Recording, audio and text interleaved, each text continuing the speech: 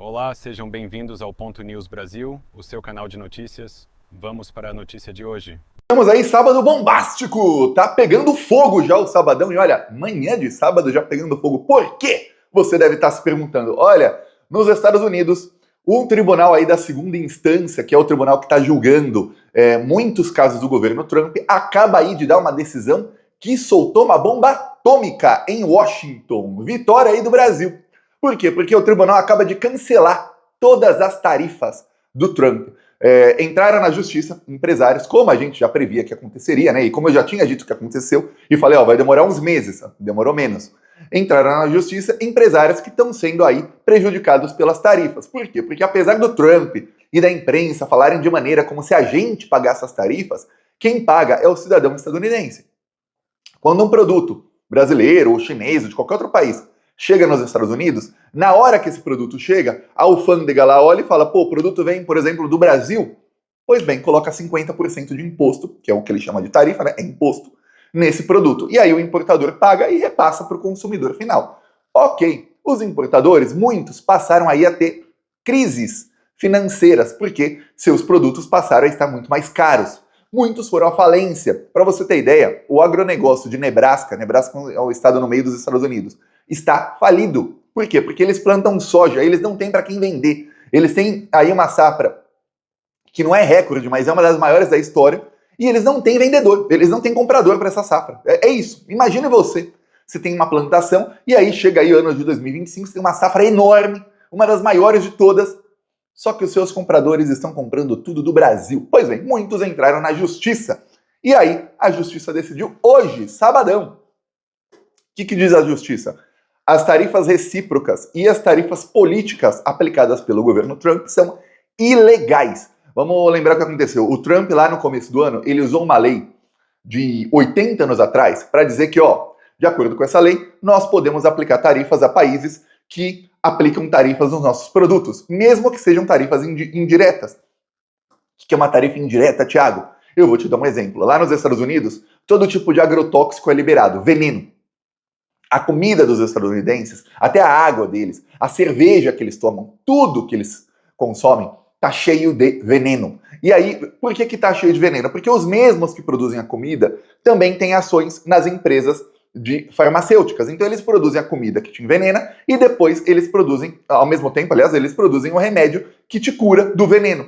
Muitas vezes não cura, você vê que lá o índice de câncer, ataque cardíaco e diabetes, outras doenças é recorde e eles morrem muito dessas coisas, mas o que importa é que os bilionários, trilionários, ganham dinheiro. Eles ganham dinheiro te envenenando e depois te vendendo a cura. Pois bem, o que acontece? Acontece que alguns países não colocam tarifa aos produtos dos Estados Unidos, mas falam, esse produto tem muito veneno, não pode entrar aqui. Olha, tal coisa dos Estados Unidos não pode entrar no meu país porque a nossa regulação diz que não pode. Eu dou exemplo, carros estadunidenses não podem entrar na Europa, alguns deles, porque são grandes demais. E as ruas da Europa não são tão grandes, e alguns países, Itália, por exemplo, tem regulações. Esse caminhonete aqui, grandona, não pode entrar aqui nesse país, não pode. É grande demais para o nosso país. E o Trump falou, então não tem uma tarifa grande ao carro, mas vocês não aceitam. Não tem tarifa grande a alguns produtos, mas vocês não aceitam. Então vou colocar tarifa aos seus produtos todos e aí vocês são obrigados a negociar. Alguns, como os líderes europeus, o Japão, a Coreia, se ajoelharam ao Trump. A Índia num primeiro momento, outros como Brasil, China, México, Canadá, não. Falaram que a gente tem soberania.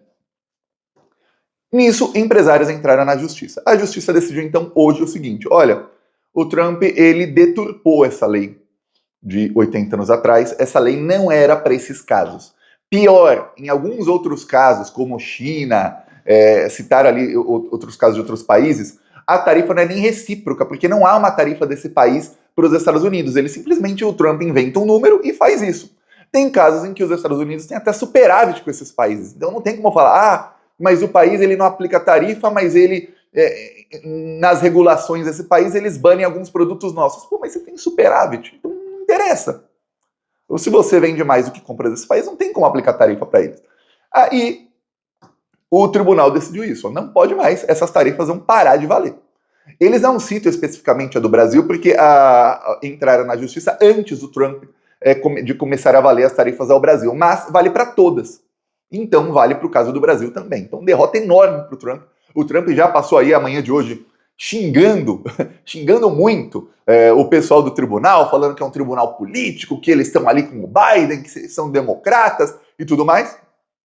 Porém, derrota. Ele pode recorrer à Suprema Corte, mas não tem garantia de vitória. O Trump tem maioria na Suprema Corte? Tem, mas não para tudo. É como se você falar, olha, eu dou um exemplo. O Temer, quando ele assumiu, ele tinha maioria na Suprema Corte? Tinha. O STF estava quase todo com o Temer, mas não para tudo. O Lula, em algumas coisas, tem maioria para o governo no STF? Tem. Contra o golpismo do Bolsonaro, por exemplo, tem, mas não para tudo. Muitas coisas o governo, se mandar para o STF, sabe que vai perder. Principalmente na área econômica, porque os ministros são de direita. E aí o governo faz lá o toma lá da cada maneira que dá. No caso do Trump, ele ganha algumas coisas, em outras não. E aí tem muita pressão do empresariado estadunidense que está perdendo muita grana. Estamos falando aí de gente que é muito rica. Estou falando aí de bilionários dos Estados Unidos. Gente que ganha bilhões de dólares e que está tendo prejuízos de bilhões também. Para você ter uma ideia, a Stellantis é uma empresa de carro aí que tem várias marcas de carro sob essa empresa. A Stellantis está investindo aí, anunciou em 2023, investimentos de 32 bilhões de reais no Brasil. Se a empresa está investindo no Brasil é porque quer ganhar lucro. A Stellantis também investiu no passado bilhões nos Estados Unidos. A Stellantis teve prejuízo de 3 bilhões de dólares nesse trimestre. Em um trimestre, quer dizer que eles estão perdendo 1 bilhão de dólares por mês. Estamos falando aí de 33 milhões de dólares por dia sendo perdidos. É prejuízo. Quer dizer que, fora os carros todos que eles vendem, todo o lucro que eles têm em operações financeiras, etc., eles estão perdendo todos os dias. Hoje, nesse exato momento, estão perdendo 33 milhões de dólares. Essa é a média. Quer dizer, estamos falando aí de mais de 1 milhão de dólares por hora. Enquanto você está vendo esse vídeo, a Stellantis já perdeu mais de 1 milhão de reais. É isso. Agora você imagina esses executivos como eles estão irritados. Então, se a pressão não funciona talvez no Trump, vai funcionar em juízes.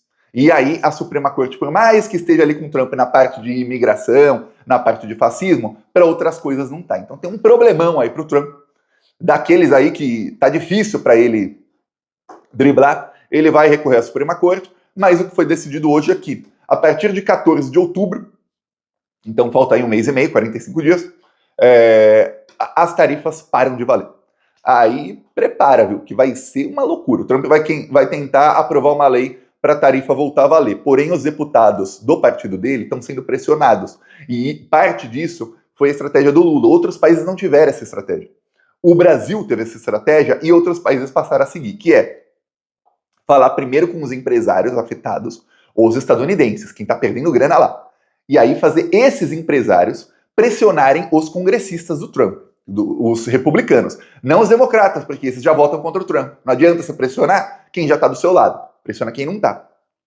E aí, como lá o voto é distrital, esses congressistas precisam do apoio desses empresários. Porque se o empresário parar de apoiar e dar dinheiro para a campanha dele, ou pior, der dinheiro para a campanha de outro, de um rival, esse deputado não vai se reeleger. Então o deputado tem ali concorrência tanto no Partido Republicano. Por quê? Porque na próxima eleição, e vamos lembrar, tem eleição ano que vem, tá? Lá nos Estados Unidos, a eleição para deputado não é junto com a eleição para presidente. Metade dos deputados são eleitos no meio do governo do presidente. Então alguns são eleitos com o presidente e outros são eleitos no meio do governo. E aí nessa eleição eles chamam de midterm election, que é a eleição do meio do mandato. O que está acontecendo? Os deputados republicanos estão sendo pressionados por empresários aí que estão perdendo dinheiro com as tarifas ao Brasil e agora outros países também, para, ou você, quando chegar a hora, você vai votar contra essas tarifas e você vai fazer toda a pressão contra essas tarifas, ou eu vou apoiar outro republicano. E você nem vai estar na eleição. Nem para tentar se reeleger você vai conseguir, porque você não vai estar lá. Porque antes eu já apoio o outro e esses empresários, quem tem grana é quem escolhe quem são os candidatos, e é isso. Se não, em alguns, dependendo ali da região, eles estão falando, eu vou apoiar o democrata. Porque aí não é questão partidária, é questão que o cara tá do meu lado e você tá contra.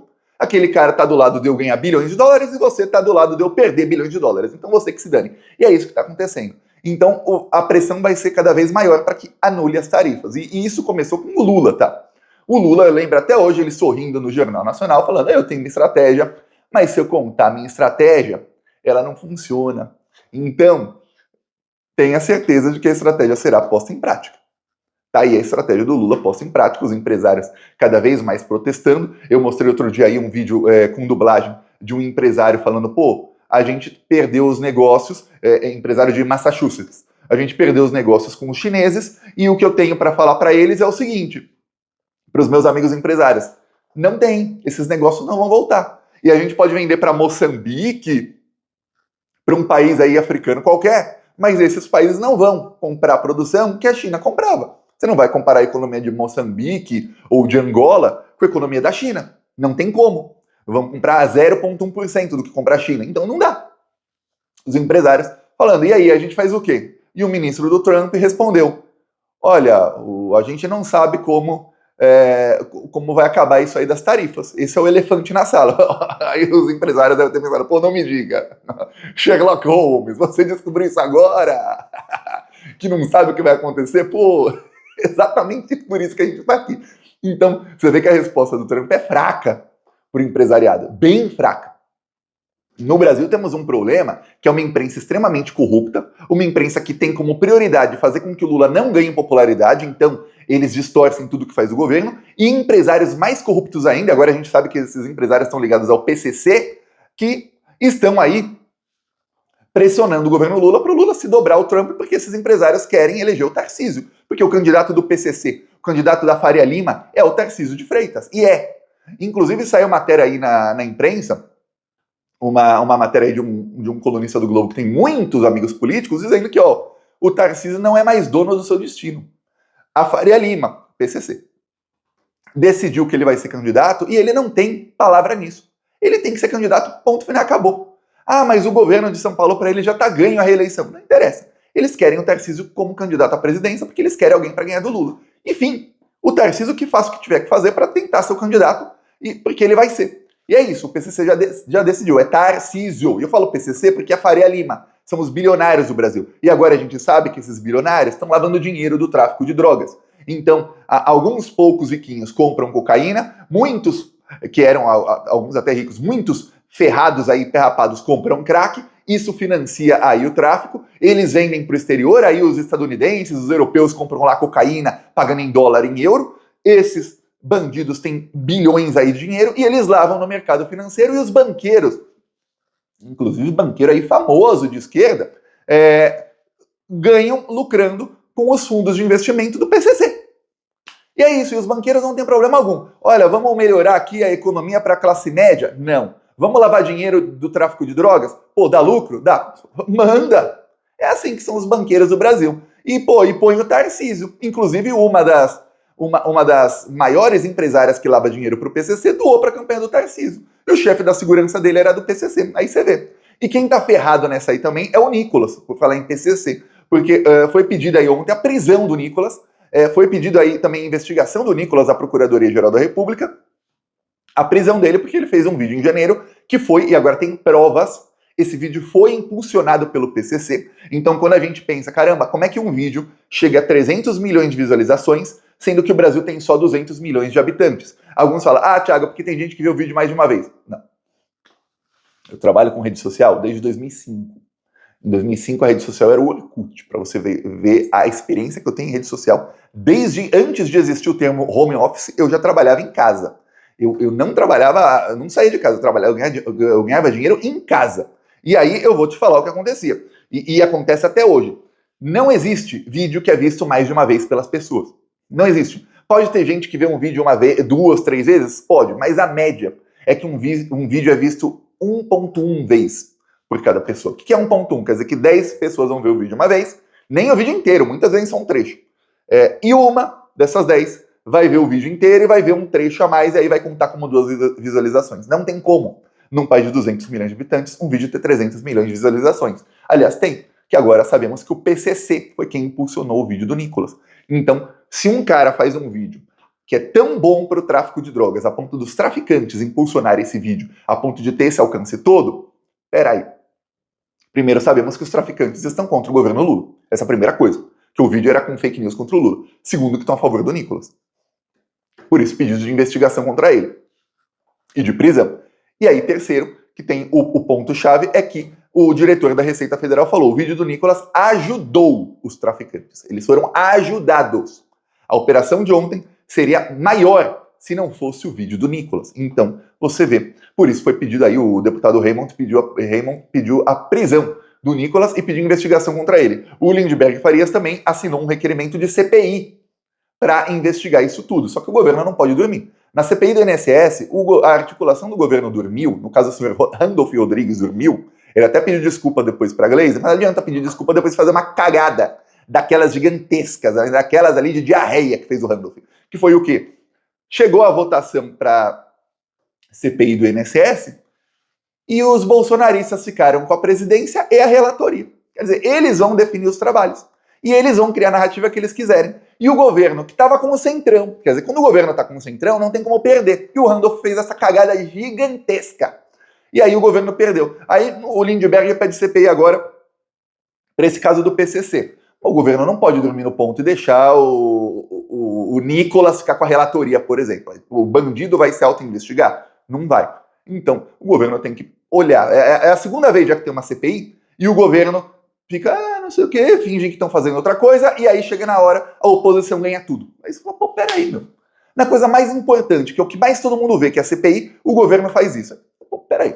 Mas nesse caso aí, do PCC, tá difícil pro bolsonarismo, por isso estão pedindo já uma CPI e vão pegar o Nicolas em cheio. Agora o que fala aí o pessoal do Ministério da Justiça é o seguinte, ó, chegamos na ponta do iceberg, agora vamos ao fundo do iceberg. Porque, segundo aí notícias na imprensa, tem deputados que são ligados diretamente a esses bancos que são usados pelo PCC para lavar dinheiro. Deputados que são financiados por esses bancos. Ai, vai pegar gente graúda em Brasília, hein? Prepara. Peça a sua inscrição no canal. Seguimos aqui na luta.